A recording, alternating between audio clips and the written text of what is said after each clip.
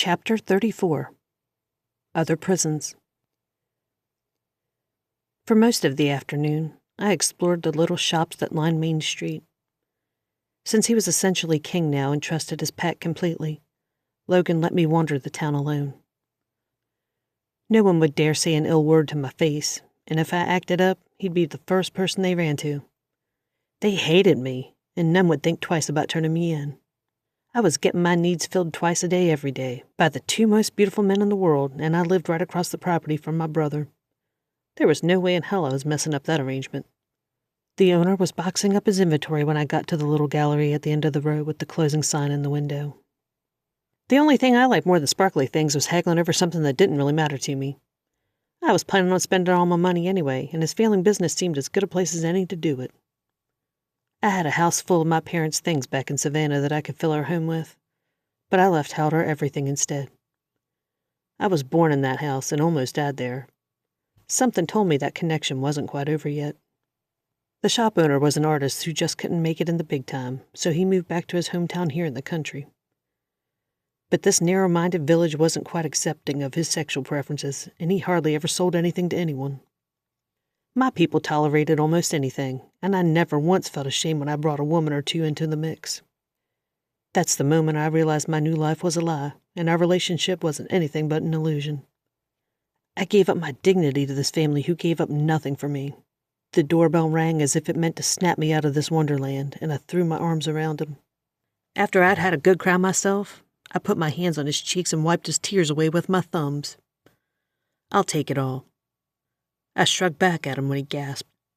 "Everything. Full price. Just deliver it tomorrow on your way out of town."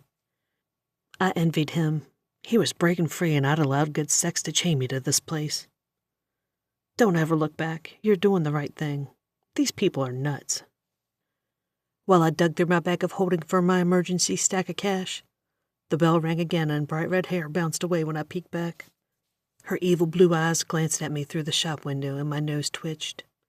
I should have listened to my body's warning, but she was hardly someone to be scared of. Even a full-grown lichen can't handle my magic. The drive home was a slow one, thinking about the art dealer and how my life was turning out.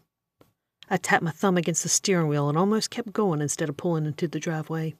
When I appeared through the doorway without one shopping bag, Logan crossed his arms and searched me for clues. Getting married didn't change his jealous ways one iota. "I thought you went shopping." I dropped my bag to the bar stool and stood on my toes to kiss him. "I did. It's coming tomorrow." His hand was in my hair before I could back away, and he spun me until he pressed me against the wall on his body.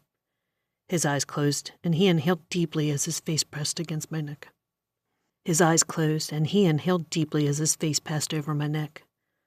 I can smell his cologne. "Who the fuck were you with?" My hands pushed into his chest. "Calm the fuck down." I bought out the gallery and the owner hugged me. His eyes scanned my body before he shook his head. "I don't want other men putting their fucking hands on you, not even that guy." I yanked my sweater down my arms and laid it over the back of the chair. "Well, you got nothing to worry about. I'm hardly his type."